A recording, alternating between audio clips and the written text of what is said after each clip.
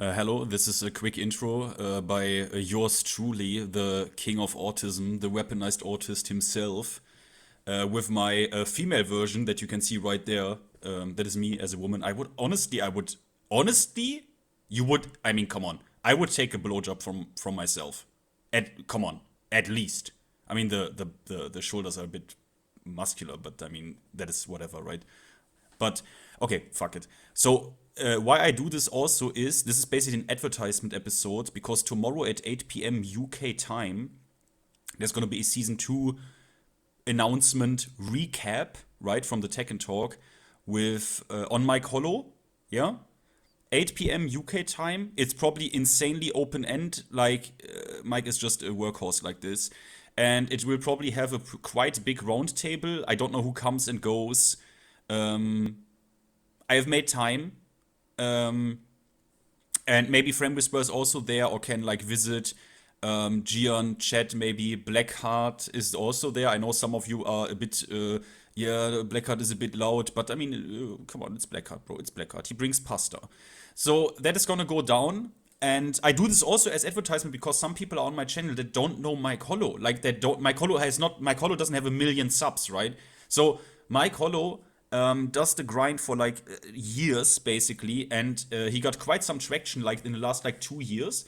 And he is like a treasure of the FGC. He's basically the only one who goes like across disciplines and like hosts talk rounds for example, if you don't have a voice. He had African MK players on out of like Ghana, and there was Ghana and something else, right?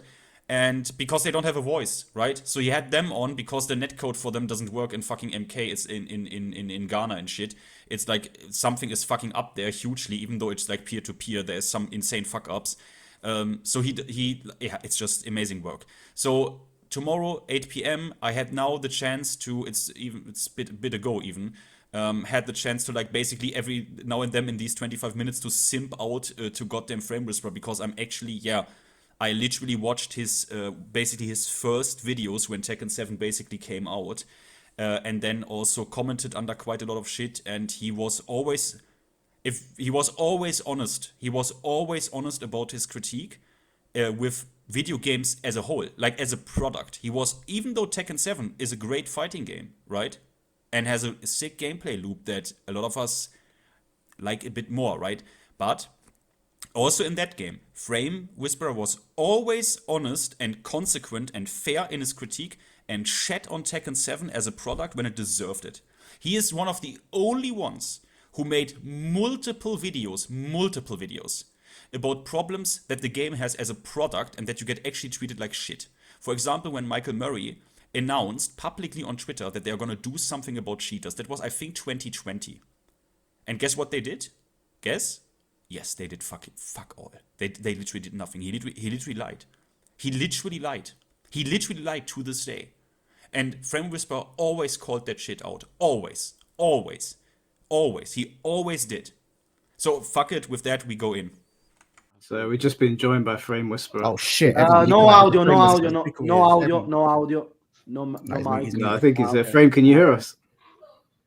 I can hear you. Yeah, can you hear me? Hello. Yeah, Yes. yeah, we can hear you, bro. Thanks for joining us.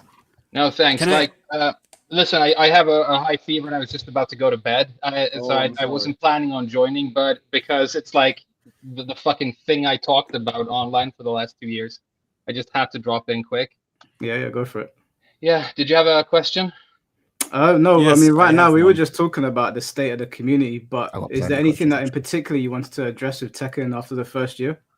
I think you were talking about content creators. I have a point to make about that, but I mean, you have to ask yourself whether or not you think the game is good or worth playing, and if it comes down to you enjoying it enough that you want to spend time with it, who's going to stop you? My point was that I felt like I was losing my mind every time Namco did something that was so blatantly dishonest that at times it's been like borderline or actually illegal. Hiding the store until the reviews are in is like one of the most egregious examples, right? That's a Yeah. monumental, very, very dirty and pathetic thing for them to do. But as long as some sort of a update some sort of tournament, some sort of hype is maintained in the background, or the game is still selling, they never get punished for that because the community has such fucking amnesia. And I felt like if I keep playing this game and I don't address the grievances that I have with it every time I talk about it, there is a dick in my mouth, and I need to get the taste of dick out of my mouth. And that culminated in me, pulling the dick out, and then brushing my teeth, and then like saying my goodbye for now. And it was honestly one of the best choices I've made, because as fun as it is to talk shit about this very, very, very, very bad game, nobody wants to sit in front of a camera and gradually descend into being some sort of fucking lol cow, right? And I've got stuff going on besides Tekken, luckily. Now there are content creators who lose their jobs, get laid off. Main man has a fucking kid, right? Yeah. Yeah. Okay. So Frame, can I ask you something? Go ahead. Yeah. Did you see it coming? Because I watched all the wave dashes where you were part of, yeah. You and when you predicted, you literally did this, like I think 1 or 2 months before this piece of shit came out, you predicted launch Leroy. That like, did you already see it? Were you already like, oh holy shit, this is going into a direction? I had a gut feeling that Leroy was going to be a turning point and a big problem, and then you end up in that. I've done a graph of it, but there's that DL cycle where the character comes out, the character creators prop up all the hype, then everybody's playing them online. They sort of have to pay the character to be able to compete. That happened more with 7. I think Clyde was probably the first example of them going really far with DLC power in this game, because luckily I haven't played Tekken since Lydia came out, but I don't think Eddie was that crazy, right? No, he wasn't. He was annoying, but not that crazy. I think okay. But the point is that, okay, so the thing happens with Leroy, and I try and talk about it, and then the same thing happens with Fakumlam. In my opinion, the same thing happens with Kunimitsu, and the amnesia just continues. So then Tekken 8 is on the way. I buy a new gaming rig for like $2,000 just because I want to stream this game, because now they get to start over. They're never going to apologize. They're never going to admit all these things they did wrong, but now they can build completely new infrastructure with anti-cheat from the start. The reason it hasn't been fixed is that there was an infrastructural problem with Tekken 7 where they could not fix it. And then what they decided to do was build Tekken 8 on the exact same infrastructure. And they told us that, didn't you? Open contempt for the community. If that is not open fucking contempt for all of us, then I don't know what is. And I think if you don't say something about it, then there's a dick in your ass and in your mouth. I've commented under a video that is 3 years old from you, where you say cheaters are taking over this game, and I think that was a tweet from fucking Murray, where he says, "Yeah, we're gonna do something about it." Yeah, where is that shit? Like, how? Let me ask you a question here, by the way. Let me ask one question, by the way. Go ahead. How can it be that Namco Bandai? Let me ask you this. We all know Elden Ring, yeah? Now, Elden Ring is mainly a single-player experience. That game offers you, for the online portion of the game, an easy anti-cheat. They have easy anti-cheat. That is literally a anti-cheat which they have a contract with that is in the game. So then I have the question, okay, that game is also published by Namco Bandai. So is it just the fact that someone at the team of From Software cared enough to provide their players with we offer an online experience. We should have the decency to offer the player a minimum safety online in form of an anti-cheat. They did that. What is the explanation for Tekken 8 not having that? I don't get it. I legit don't get it. Studio or company. It's a different studio, it's a different studio. But it's the same publisher. What do you mean? No, that doesn't mean they work. That doesn't mean. Okay. Then you are agreeing with me that it's not on Namco Bandai. It's literally on the Tekken team that people protect so often. Yeah. That's that Frame's answer. It's just very, very easy to just copy the infrastructure used for 7 and roll it out in 8, and then you don't have to do any work building something. How much? How much extra money? The fact that they're recycling assets that were free in Tekken 7, not even giving them an upscale, and putting them as paid content in 8. I could sit here for an hour and just talk about all the different ways in which we are being fucked. And I just want to make a quick point about the content creator thing, because like one of my rules when I started YouTube was I'm never gonna like get into drama and talk about other people, because I'm too fucking old and it's so pathetic. But at some point I kind of felt like I had to start calling things out, but because I do not believe that the big content creators out there are successful because they have a fruitful relationship with Bandai Namco. They are successful because their community continues to support them, the millions of people who have bought this game. And if you believe that the game is bad, the community is being fucked, and if you don't stand on their side, then you're on the other side. I bet it feels nice when you have a mangina just sit on a fucking fence and grind on it. But don't expect anybody like down on the right side to like respect you for it. Can I ask? Yeah, go ahead. No, sorry. This is a question I've actually been meaning to ask you for years, right? Like, so, because I remember there was a time where you were, let's say there's inner circles, right? Entertainment is always a cartel. Let's say you're in the inner circle, you're invited to the meetings or whatever. Okay. Yeah. My question to you is this. I don't know what your familial situation is like, but like, let's say you have a wife, you have a kid, you got adult responsibilities, you got this mortgage, you got this stuff, and you're on the inner side. Esports is blowing up. There's tournaments in Dubai or whatever. You're in the inner circle. Are you still saying that for you, the way you are, is like, yo, if the game's a piece of shit or the game doing horseshit, I'm gonna call it out, even if I get like a sort of unofficial warning? I would rather crash out. I have a fiance who I mean is my family. It's not going to get any bigger, but I definitely care about financial stability to support our life. But here's the thing: if I was in a situation like that, and especially if I had a fucking kid that I had to look out for, here's what I would do: I'd go get a fucking job. Which is what I've done. I mean, when I started making YouTube videos, I was working 17-hour night shifts at a rundown shitty hotel in Fukuoka, Japan. Spent all of my disposable income at the arcade because I wanted to learn Tekken 7, and then I had to record my videos at like 3 a.m. because it was the only time I had, But at the same time, I always respect the hustle, and I mean, if you make content to put food in your kid's mouth, I mean, who the fuck am I to criticize you for it? I get that whole point. I just think that when Namco, this is like just the latest craziest thing that they've done. They come out and say that they are going to finally fix cheating, right? It's that time they promised it. And then they roll out a patch that we now know for a fact punishes the people who don't cheat as well. That is one of the most monumental and pathetic. And they've had what, 12 years to solve this, and then there's a fucking trailer for a Final Fantasy character, and again everybody has amnesia. And if you are somebody who has built the channel with 300,000 subscribers, and they are, I mean, making you, let's be honest, a pretty wealthy person at this point with all of their support, if you refuse to even like mention that is happening, there is dishonesty at play. I just think that there is. And I'll add one more thing. I'm not going to mention who it is, but I used to communicate and know a couple of people who were maybe sort of in the inner circle or whatever, the people who have Harada's cock in their inner circle. And one of them tweeted that Fakum Lam was broken around the time when Fakum Lam was so broken that his Hurtbox didn't even work. And he had a late night phone call from Michael Murray on his cell phone telling him to take down his toxic tweets. So when you say that, okay, somebody does a collab with Namco, somebody does a literal fucking Chipotle ad for them before they put fast food ads in the $70 game.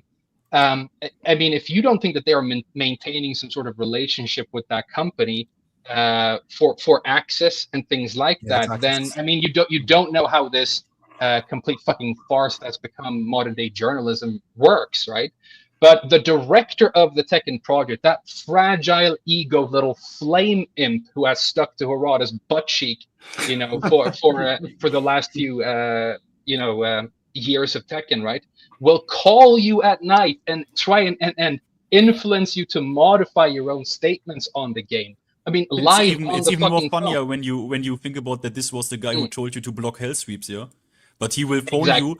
He will phone you not to ask you how to get good at his game, but he will tell you to take down your tweets about fuck. That's a little bit creepy, not gonna lie. That's a little bit creepy. I mean, it's really fucking creepy, and I wasn't supposed to say anything about this because it was told to me in confidence, but I believe that it happened. And I've heard all kinds of stuff, right? Okay.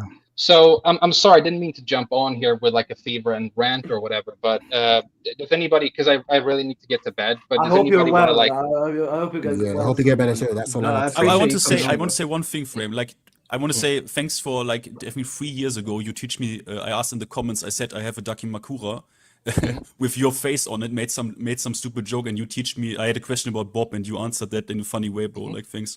Yeah, good shit. I mean, that's the point. I think. Sorry, question for watchers, man. What are you doing now? We ever going to see you come back every blue moon? Every time Tekken does something bullshit, you produce a new video, and we all smile. When are we going to see you again? What can we expect? I've the last few weeks I've spent getting really pretty good at Monster Hunter. So when Wilds comes out, I'm going to start doing Wilds content and guide content for that. And if anybody wants to jump on and like hunt with me, we'll do that. I've said that I will come back to Tekken to play specifically Miguel or Bob if they come out, because I kind of feel like I have to. But also, like, I mean, if the game turns around, it's not going to happen because we always do this. We build some sort of fucking castle in the sky, some sort of dream. As long as there's content on the horizon, people dream about it and anticipate it, and things are going to get better, but they stay the same. But if season 2 or season 3 launches and, Heat fucking works now and Dragonov is nerfed now and all these things happen, then I would love to come back. I spent, over a decade. One of the main reasons I lived in Japan for a decade was to play this game, right? Yeah. But like, just if nothing happens. You stand up and say that Namco are pathetic and they're not doing their jobs and the game is trash, and you don't explode. It doesn't hurt. It actually feels pretty fucking good, and then you can go back to playing the game. It's. No, I get it. Your frustration absolutely comes through. And what's really funny, as I remember, you made a video where you would accuse them of doing it on purpose. And I remember you doing this early, and I remember being like, "Yo, FrameWhisperer is just too cynical, bro. I'm sure it was an accident. I'm sure they just don't have the correct data. They don't know what I'm talking about." And then with each subsequent overpowered DLC and suspiciously quick fix, and then like you said, Tekken 8 comes out and there's no shop, and it gets all these glowing reviews, and the shop comes out, you start going, "Oh, this motherfucker maybe low-key was kind of right. Like these are dark business practices." So I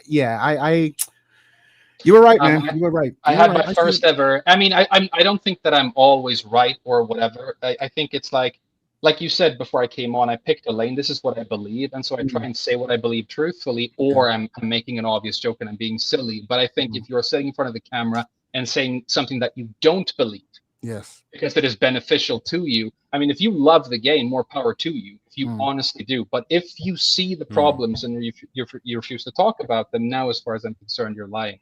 Yeah, so that's my only point. Can I ask you one final small thing? Final. Sure. Yeah, because I never think you said you saw it and you asked at that time for someone to send you that again. With Launch Leroy.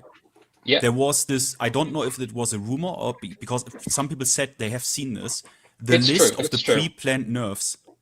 The patch list notes they had waited. The patch notes that they had before the release. That's true. They were planned. Stupid for me to ask people to send them to me, because I very deliberately, since I started making content, never mentioned my name. I don't have an email address. I have no social media, so you can't send me stuff. You can't even. And I've kept it that way because it makes me feel better. But if somebody finds it, post it online, post it on Tekken Reddit, whatever. I want to keep, because I have a little folder on my desktop with just monumental Namco fuck ups and screenshots of my CIA stuff. And just if they ever come after me, that I can dump on them. And I actually have my first Dead ever man switch. the first ever YouTube video I ever made that got copyright or content struck happened 2 weeks ago. Oh, really? Everyone, it's never happened before, but it was the one where I intercut the Tekken Nike ad with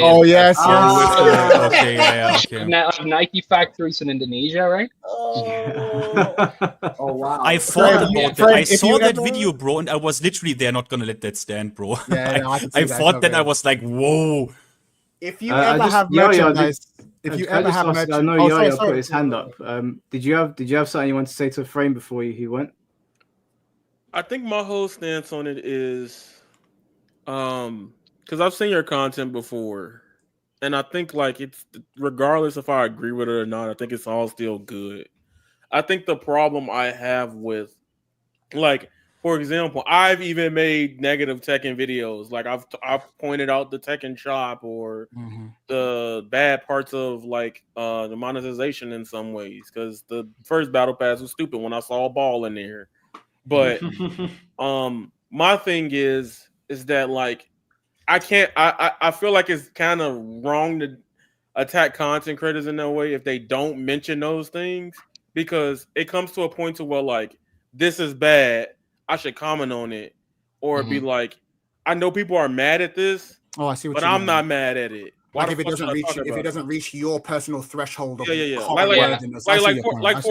for example, and this might be a hot take for me, and I'm not saying I'm justifying it, right? Because I'll call them out if it's very egregious. I just did it with Sparking, right? Like that DLC being $18 is crazy, and people only playing 2 characters for $18 that's insane to me. But regardless, like for me with most DLC in cases, I don't care because I don't need it. Sure. Right, like to play the base. I'm here for the gameplay of the game and the base product, right? So but for the me, base product that doesn't matter. Okay, sorry. No, I completely respect that, and I get it. Like I said, one of my like main rules when I started making content was like I will not talk about other people, because fucking YouTube drama. It's the reason I don't have a Twitter. It's so stupid. Yeah, right? I get it. I get it. Full of drama every 2 seconds. The fact that it got to a point where I had to. I felt like I had to say something because I was going crazy. It's probably one of the reasons I saw in myself like, okay, it's time to and I imagine it's probably even more intense when you're noticing other people of similar sort of like stature not mentioning it. That probably helps make you feel crazy too. So you're like, am I the only one who notices it? Is it just me? Really?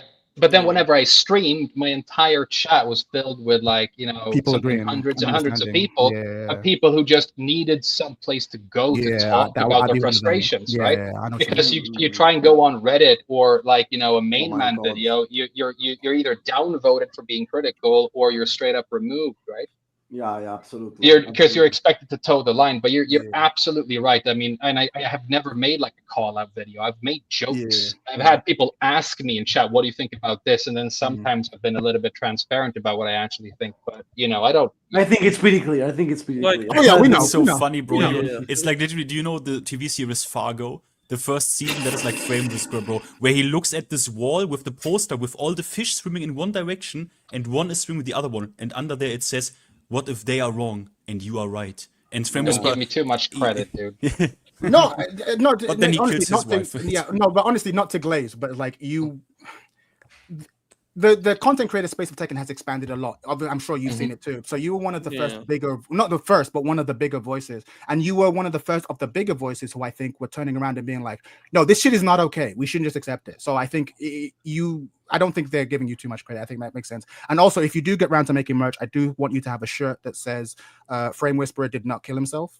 Harada in the background. I would buy the fuck out of that. We need that, bro. We need that. He did not. He can come around my house. I'll break him in half, no problem, dude. He can take as many Muay Thai lessons as he wants.